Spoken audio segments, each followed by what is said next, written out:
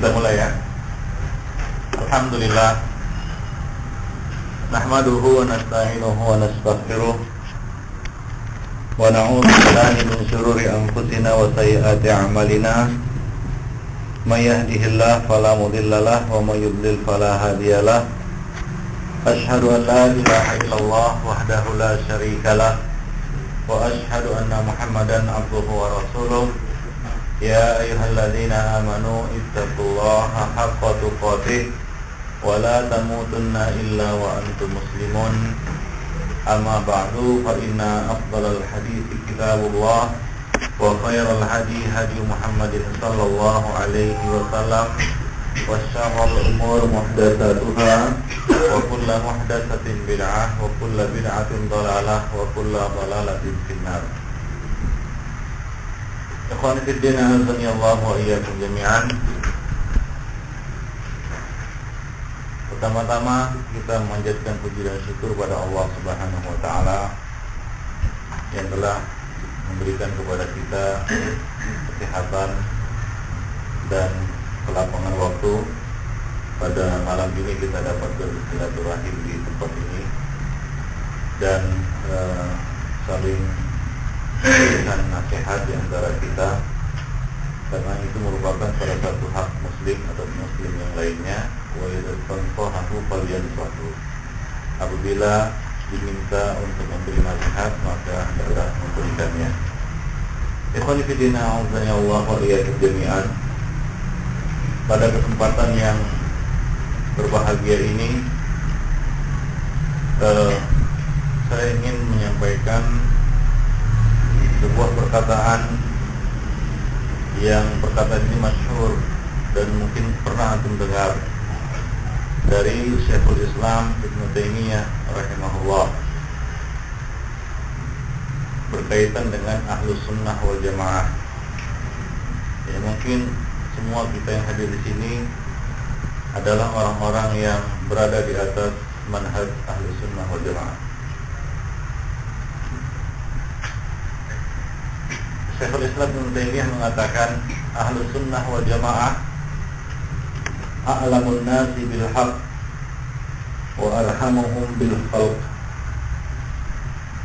Yang artinya Ahlus Sunnah itu seorang salafi, seorang Ahlus Sunnah itu adalah orang yang paling a'lamuhum, orang yang paling tahu, orang yang paling alim tentang al-haq, tentang kebenaran, dan arhamuhum bil khalqi, orang yang paling cantik, paling sayang, paling rahim kepada sesama. Kepada siapa saja? Kepada manusia, kepada makhluk. Perkataan ini menjelaskan kepada kita dua perkara yang seharusnya dan wajib dimiliki oleh seorang Ahlus Sunnah. Yang pertama adalah mereka adalah orang-orang yang senantiasa menuntut ilmu dan tidak pernah merasa puas dengan sedikit ilmu yang mereka miliki, hingga mereka menjadi orang yang paling tahu tentang al-haq. Karena ilmu yang mereka pelajari adalah ilmu yang benar, ilmu yang bersumber dari Al-Quran dan As-Sunnah. Ilmu adalah maqala fihi haddatsana wa mati wa dzaka fawaswasus syayatin, yang di dalamnya terdapat perkataan haddatsana, yaitu hadis-hadis Rasulullah. Selain itu adalah waswas dari syaitan. Ahlus Sunnah diistimewakan oleh Allah Subhanahu wa taala memiliki semangat dan ghirah untuk mengetahui kebenaran al-haq, dan jiwa mereka dibuka oleh Allah Subhanahu wa taala untuk senantiasa mengejar kebenaran. Sebagaimana dikatakan bahwa al-hikmah itu dhalatul mu'min. Yang namanya hikmah adalah ibarat barang yang hilang yang selalu dikejar oleh setiap mukmin. Aina wajadaha iltaqataha, di mana saja dia dapatkan hikmah itu, maka dia akan memungutnya, dia akan mengambilnya. Ini merupakan karakter pertama ataupun karakter Ahlus Sunnah wal Jamaah, yaitu mereka adalah orang-orang yang selalu mencintai ilmu, karena mereka tahu dan sadar bahwa tidak akan mulia ya satu kaum kecuali dengan ilmu. Rasulullah mengatakan, innallaha yarfa'u bihadzal kitabi aqwaman wa yada'u bihi akharin. Sesungguhnya Allah Subhanahu wa taala mengangkat satu kaum dengan Al-Qur'an ini, yaitu dengan mengilmuinya, mentadabburinya, mempelajarinya, kemudian mengamalkannya, dan merendahkan kaum yang lain, yaitu karena mengabaikannya dan tidak mau mengamalkannya. Tidak mau mengamalkannya. Jadi Allah Subhanahu wa taala memuliakan manusia dengan al-ilmu, dan hanya orang-orang yang berada di atas jalur ilmu lah yang selamat dari terkutuknya dunia. Ad-dunya mal'unah wa mal'unun ma fiha illa dzikrullah wa mawalah wa alimun wa muta'allimun. Tentunya seorang ahlus sunnah ya, ketika dia menyatakan dirinya sebagai seorang ahlus sunnah, maka tertuntut atas dirinya untuk ya senantiasa dekat dengan sunnah. Karena dikatakan ahlu artinya penghuni, ya, ahlul bait artinya penghuni rumah. Ahlu sunnah adalah orang-orang yang dekat dengan sunnah, ya, senantiasa mempelajari sunnah, yang senantiasa ya berusaha untuk mengamalkan sunnah-sunnah Rasulullah, hingga mereka menjadi orang yang paling dekat dengan Rasulullah SAW, walaupun secara waktu dan tempat mereka berjauhan. Namun mereka dekat dengan sunnah-sunnah Rasulullah SAW. Dia mencintai al-haq, hingga dia menerima al-haq itu dari manapun dia peroleh, dari manapun dia dapatkan. Ini adalah ciri Ahlus Sunnah wal Jamaah. Dia tundukkan dirinya, ya, dia hilangkan kesombongan jiwanya di hadapan ilmu. Karena ilmu itu tidak akan dapat kita raih dan tidak akan dapat masuk ke dalam hati seorang insan dengan kesombongan, ya, dengan ketinggian hati. Tapi ilmu itu akan masuk ke dalam jiwa seseorang dengan kerendahan hati dan ketawaduan. Dengan kerendahan hati dan ketawaduan. Ya, sebagaimana ya dikatakan bahwa dalam sebuah syair, al-ilmu harbun lil fata al-muta'ali kasayli harbun lil makanil ali. Ilmu itu tidak akan sampai kepada al-rajul muta'ali, yaitu seorang yang sombong, yang meninggikan diri. Sebagaimana halnya banjir tidak akan sampai atau tidak akan dapat mencapai meraih tempat yang tinggi. Ya, demikianlah ikhwan fillah azani Allah wa iyyakum jami'an. Jadi seorang ahlus sunnah wal jamaah adalah seorang yang tunduk di hadapan ilmu. Ya, artinya dia senantiasa merendahkan dirinya dan mempersiapkan hatinya untuk menerima ilmu. Karena tidak semua hati manusia siap menerima ilmu. Ya, dan godaan orang-orang yang berilmu itu lebih besar, fitnahnya lebih besar pula. Dan sebagaimana antum ketahui bahwa orang-orang Yahudi diberi maklumat pengetahuan oleh Allah Subhanahu wa taala. Namun mereka jatuh kepada sikap hasad di antara mereka. Bagian bainahum. Akhirnya mereka pun berselisih di antara mereka. Itulah sebab kehancuran orang-orang Yahudi. Setelah Allah beri ilmu kepada mereka, namun hati mereka dipenuhi dengan hasad dan kesombongan. Dengan apa? Hasad dan kesombongan. Akhirnya ya Allah Subhanahu wa taala mengunci mati hati mereka. Tidak mau lagi mendengar nasihat dan tidak mau lagi ya tunduk kepada al-haq. Ya, hasad. Ya, mereka tidak mau menerima keberadaan bahwasanya Nabi itu diutus bukan dari kalangan mereka, ya, tapi dari kalangan bangsa Arab, dan mereka tidak mau menerima kebenaran itu walaupun kebenaran itu sudah nyata di hadapan mata mereka. Nah, ini adalah penyakit ya kita katakan yang bisa menghalangi seseorang dari ilmu yang benar, dari al-haq, yaitu kesombongan dan hasad. Maka dari itu seorang penuntut ilmu yang sungguh-sungguh ingin menjadi seorang muta'allim, seorang penuntut ilmu, maka dia harus membersihkan dirinya dari dua penyakit ini, yaitu hasad dan kibir. Ya, penyakit hasad dan penyakit kibir, yaitu sombong. Ya. Rasul Ali bin Abi Thalib dalam satu riwayat yang kita sampaikan kemarin bahwa manusia itu terbagi menjadi 3 golongan. Yang pertama alim rabbani, yang kedua muta'allim ala sabili an-najat, ya. Muta'allim ala sabili an-najat. Apa artinya? Penuntut ilmu yang berada di atas jalan keselamatan.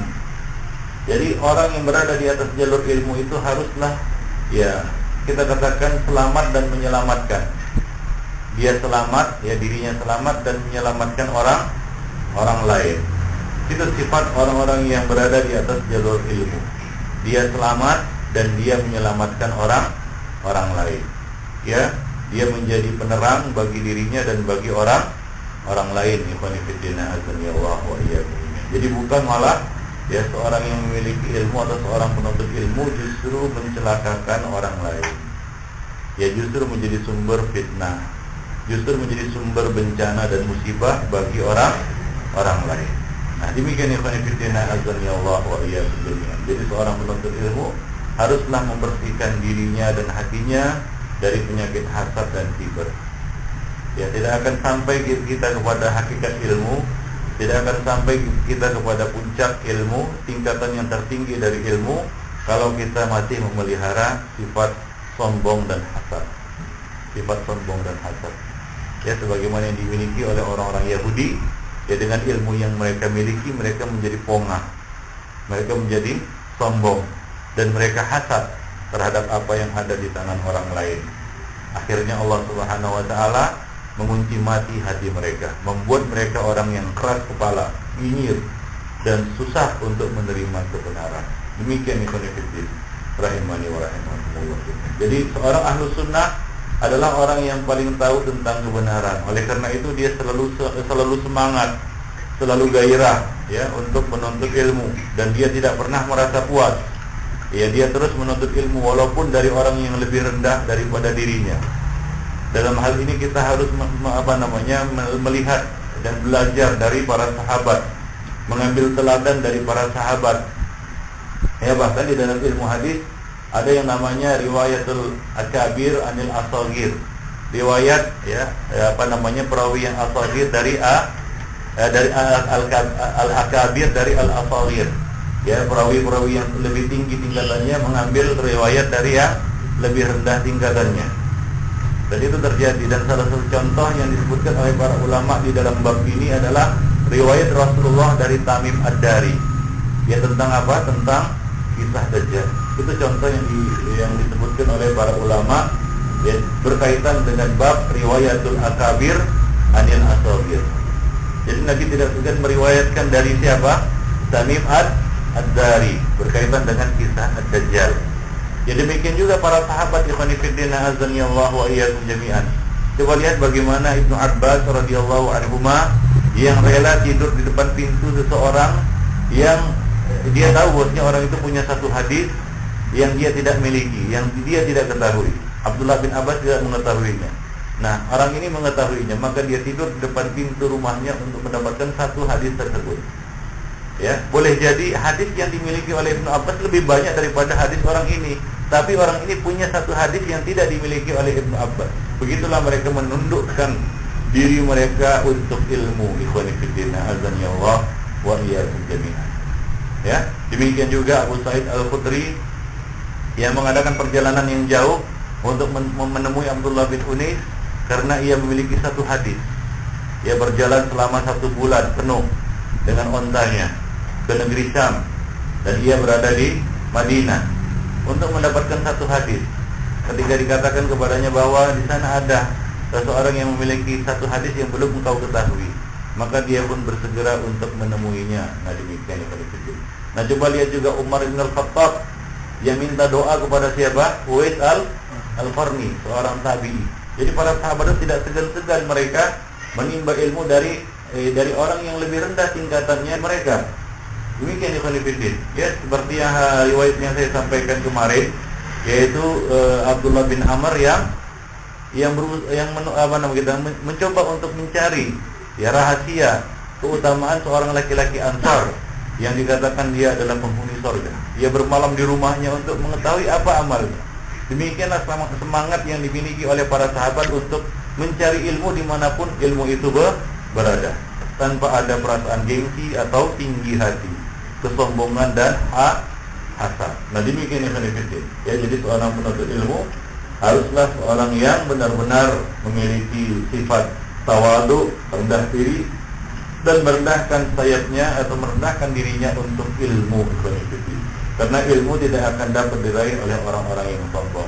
Imam Mujahid mengatakan, la yata'allamuna al-ilma itsnan. Tidak akan bisa menuntut ilmu itu dua orang. Siapa itu? Al-mustakbirul mustahi. Orang yang sombong dan orang yang malu-malu. Malu di sini adalah malu yang tercela, yaitu malu yang menghalanginya dari apa? Dari kebaikan. Ya, malu yang menghalanginya dari kebaikan-kebaikan. Ya, nah demikian. Ya, jadi hendaklah ya kita menjadi orang yang paling antusias di dalam menuntut ilmu. Ya, di dalam menuntut ilmu. A'lamuhum bil haq. Ahlus sunnah itu adalah orang yang paling tahu tentang al-haq. Maka dari itu, ya, seorang penuntut ilmu, apalagi di sini katanya banyak majelis-majelis ilmu ya. Ada beberapa ustaz yang mengisi ilmu. Ya, seharusnya penuntut ilmu itu bisa menjadi ya kita kan pelecut semangat bagi orang-orang awam untuk hadir di majelis ilmu. Jangan antum berpikiran itu sudah saya dengar kajinya, lalu dia tidak datang. Kehadiran kita di majelis ilmu itu bukan hanya sekedar kita mendengarkan sesuatu yang baru, bukan. Bahkan kata pepatah, orang tua kita lancar gaji karena diulang. Banyak sekali faedah datang ke majelis ilmu. Di antaranya adalah untuk mencambuk jiwa kita yang keras. Itu perlu dicambuk agar dia jadi lembut. Itu perlu ditempa agar dia menjadi lembut. Jadi salah satu hikmah kita hadir di majelis ilmu di samping ini adalah taman dari taman-taman surga. Ya, ini adalah majelis di mana para malaikat mohonkan ampunan bagi orang-orang yang hadir di dalamnya. Malaikat-malaikat menaunginya dengan rahmatnya. Ya, turun padanya sakinah. Ya, kemudian dinaungi oleh para malaikat, dan Allah Subhanahu wa taala memuji di hadapan para malaikat-malaikatnya, dan banyak lagi faedah majelis ilmu. Ya, di samping itu adalah di salah satunya adalah untuk mempererat tali silaturahim di antara kita memperoleh doa di majelis ilmu, dan juga kita bisa menjadi contoh bagi orang-orang awam. Wah, majelis ilmunya ramai kan begitu. Jadi mereka semangat untuk apa? Untuk menuntut ilmu. Coba bayangkan kalau kita yang hadir di sini besok membawa masing-masing satu orang ala MLM gitu. Tahu MLM? Tapi untuk kebaikan. Ya, besok antum masing-masing antum berapa orang yang hadir di sini? Coba hitung dulu. Berapa? Ada 20, 30, 40 atau kurang dari itu. Taruhlah 40. Nah, minggu depan ya masing-masing membawa satu orang saja. Berapa jadinya? 80. Atau bulan depan lah. Nah, bulan depannya lagi ya masing-masing membawa satu lagi. Sudah kali berapa itu? Ya, besok-besoknya mungkin ya nggak akan muat tempat ini, bahkan ya harus pindah ke masjid yang besar. Ya, mungkin 1 tahun Masjid Istiqomah itu nggak muat untuk menampung orang-orang yang menuntut ilmu, ikhwan fillah. Ya, jadi kita harus bisa menjadi semacam ya kita katakan kalau sekarang ini ya penawar lah, ya menawarkan ataupun menuntun orang-orang awam untuk semakin hadir di majelis ilmu. Jangan justru malah sebaliknya. Orang-orang awam yang baru mau ya menuntut ilmu, dia lihat hadir di majelis ilmu nggak ada, cipulan justru malah entah kemana-mana. Coba lihat Ya, bagaimana hikmah mereka, semangat mereka bisa muncul kalau kondisinya seperti itu. Ya, kita lihat kemarin, ya kalau bisa kita punya semangat untuk menghadiri majelis ilmu ikhwanifiddin. Ya, hidup di zaman fitnah sekarang ini, kalau tidak hadir di majelis ilmu mau ngapain lagi? Di rumah paling-paling termenung atau diajak kawan perginya entah kemana-mana, kan begitu ya. Ya, mending kita hadir dan singgah di majelis ilmu ikhwanifiddin. Azani Allah wa iyyakum jami'an. Baik. Itu yang pertama. Ya, Ahlus Sunnah adalah orang yang a'lamuhum bil haq. Orang yang paling tahu dengan kebenaran, ya, dalam kebenaran.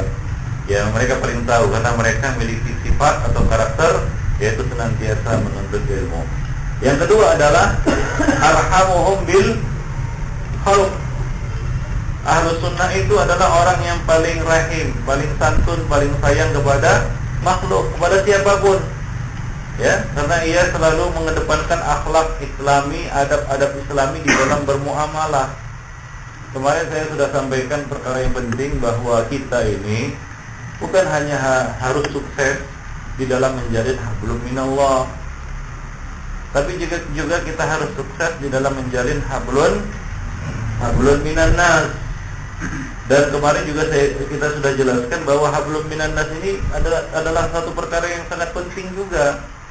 Ya, akhlak itu khonifuddin. Kalau antum sendiri itu nggak nampak akhlak. Oleh karena itu Nabi mengatakan wa khaliqin nas bi khuluqin hasanin. Ya, khaliqin nas artinya berakhlaklah kamu kepada manusia dengan akhlak yang baik. Yang namanya akhlak itu kalau kamu seorang diri nggak nampak. Ya kan, kalau antum sendiri di hutan sana, ya gimana nampak akhlak yang baik? Dari mana akhlak itu nampak? Dari mana akhlak itu bisa dilihat? Dari mana akhlak itu muncul? Yaitu dari muamalah ikhwanifiddin. Nah, ketika kita berinteraksi, ya, barulah nampak bagaimana bentuk akhlaknya. Ya, ketika dia mulai berbicara, maka terlihatlah bagaimana ya kita katakan adab lisannya dan seterusnya. Jadi akhlak itu akan nampak dengan apa? Dengan muamalah kita kepada manusia. Jadi ini adalah faktor yang sangat penting. Ahlus Sunnah tentunya mengemban tanggung jawab yang besar. Ya, mereka harus menuntut ilmu. Dan kedua, mereka harus menyampaikan ilmu ini kepada orang lain. Ya, itulah dia 4 perkara yang harus dilakukan. Al-ilmu, kan begitu ya. Kemudian apa? Al-amalu bihi. Kemudian ad-da'watu ilaihi dan as-sabru 'alal adabihi. Dakwah dan sabar ini nggak bisa dipisahkan. Ya, kita Ahlus Sunnah, orang yang paling tahu tentang kebenaran, harusnya dada kita, hati kita itu lebih lapang daripada yang lain. Ya, kita harus bisa lebih memaklumi daripada orang lain. Jangan sampai orang awam yang memaklumi kita. Maklumlah orang-orang berjenggot ini. Coba lihat, kan gak enak kali dengarnya. Orang awam justru memaklumi kita. Aduh, maklumlah mas, itu orang-orang berjenggot memang kayak gitu katanya. Subhanallah, kan begitu ya. Seharusnya justru sebaliknya, yaitu kita yang harus bisa lebih memaklumi orang-orang jahil, bukan orang jahil yang memaklumi kita yang berpredikat sebagai penuntut ilmu ikhwanifiddin. Sebagaimana seorang ayah, ya justru harus bisa lebih memaklumi si anak, ya, bukan anak yang selalu memaklumi orang tuanya ikhwanifiddin. Nah, begitu pula kita ya kepada manusia-manusia yang kalau kita lihat sekarang ini ya jauh dari agama. Dan kita punya kewajiban untuk dakwah ya bil sabri, dakwah bil haqqi, dakwah bil sabri, dan dakwah bil marhamah, dengan kasih sayang. Mengedepankan targhib dan apa? Busyra. Itu dakwah Nabi. Dakwah Nabi itu mengedepankan apa? Targhib dan busyra, diberi targhib, rangsangan-rangsangan, motivasi untuk kebaikan. Jangan melulu ditakut-takuti saja. Ya, kalau kita dakwah melulu isinya menakut-nakuti orang juga akan lari. Maka Nabi mengatakan wa inna minkum lamunafirun. Sesungguhnya di antara kalian ada yang membuat orang-orang lari. Kenapa? Karena isinya ceritanya selalu ancaman saja, orang takutlah. Jadi harus seimbang, bahkan harus lebih target harus lebih mendominasi daripada targhib harus lebih mendominasi daripada tarhib, karena dia didahulukan daripada tarhib. Begitulah dia dakwah Rasulullah sallallahu alaihi wasallam. Busra, memberikan kabar gembira, ya. Nah, demikian ikhwan fillah azani Allah wa iyyakum jami'an. Khususnya pada masa sekarang ini, di mana manusia rata-rata itu jauh dari ilmu, bahkan ya mereka cenderung membenci ilmu dan tidak suka dengan ilmu yang benar. Ya. Tidak suka dengan ilmu yang benar. Bukan tidak suka ilmu, mereka suka ilmu, tapi ilmu yang mereka sukai justru ilmu yang tidak benar. Nah, ilmu yang benar mereka alergi. Nah, ini kemungkinan ya pembawanya yang membuat mereka alergi, yang membawa, yang mengusungnya membuat mereka alergi. Ibn azani Allah wa iyyakum jami'an. Jadi sabar dan dakwah dan sabar atas kita katakan ada fihi, ya, gangguan yang kita terima di dalamnya, ini adalah suatu hal yang selalu bergandengan. Ya, tawasi bil haqqi was sabri wal marhamah. Ibn azani Allah wa iyyakum jami'an. Nabi SAW mengatakan, ya, khairukum, sebaik-baik kalian adalah ahasinukum akhlaqan, orang yang paling bagus akhlaknya, ya. Orang yang paling bagus imannya di antara kalian adalah yang paling bagus akhlaknya. Di dalam hadis ini Rasulullah SAW mengaitkan hubungan antara apa? Akidah dengan akhlak. Bahwasanya akhlak itu merupakan bukti lurusnya akidah, benarnya akidah, benar kaji akidahnya itu dilihat dari aplikasi akhlaknya. Ya, karena kita bertemu manusia, dia nggak lihat akidah kita, karena akidah nggak nampak. Wah, kalau kita belajar akidah kemudian berubah wajah kita kan, ya mungkin orang-orang akan, wah ini akidahnya lurus ini, kenapa wajahnya lain kan gitu. Nah, tidak, itu ya. Yang nampak dari manusia adalah apa? Perilaku kita, ya, tutur kata kita, perilaku kita, ya, sikap kita, muamalah kita. Itulah yang nampak. Sebenarnya inilah dia wujud dari apa? Akidah yang lurus. Nah, demikian yang berikutnya. Kita menjadi orang yang lebih takut kepada Allah Subhanahu wa taala. Ketika kita baca Maliki Yaumiddin, kita tahu di sana ada pembalasan. Maka kita juga berhati-hati di dalam apa?